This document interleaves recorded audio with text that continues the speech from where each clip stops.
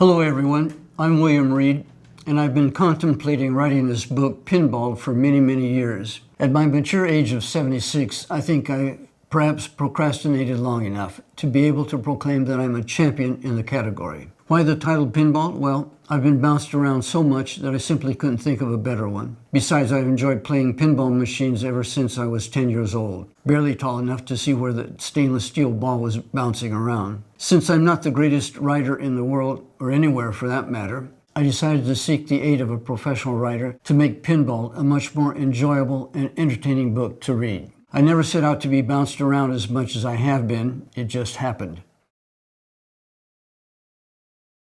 My father abandoned me when I was 2 years old, then by my mother when I was 11, and my foster family left me alone when I was 16. This resulted in me being kicked out of high school for lack of adult supervision. I was practically forced to join the U.S. Army when I was barely 17. One thing led to another, and as a freshly minted 19-year-old second lieutenant, I arrived in Vietnam in 1968, where I served 2 tours until 1970. After being honorably discharged from the Army in February 1970, I remained in Vietnam and got involved in illegal money-changing schemes. Arrested upon my return to U.S. and sentenced to probation, I enrolled in the University of Colorado, where I joined the Vietnam Veterans Against the War and volunteered to return to Vietnam to document corruption and war crimes.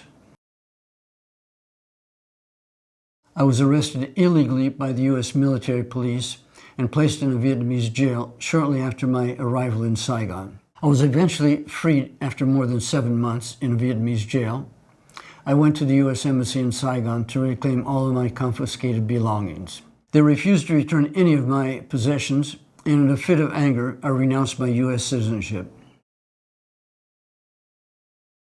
Stateless, I learned that the Vietnamese police had been ordered by the American embassy to arrest me. I fled overland from Vietnam through Khmer Rouge-controlled Cambodia and arrived in Bangkok, Thailand, seeking political asylum. Arrested by the Thai police thanks to the British, I spent another 7 months in the Thai immigration jail and was ordered to be deported. This was a major problem. I had no passport, so I couldn't be deported. I heard about Gary Davis' world passport and obtained one. Deported from Thailand to India, I made it overland to France, where I was acknowledged to be a stateless political refugee.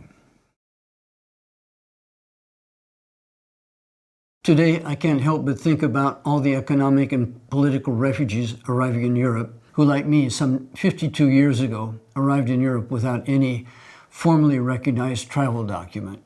Fortunately, I did have a world passport, and it was with this world passport I traveled overland from India to France in 6 weeks. I can only hope that those political refugees arriving in Europe today won't be deported like the British do to a country where they have never been and where they don't speak the native language. Depending upon the success of our crowdfunding effort, I hope we can provide world passports to some vetted political refugees.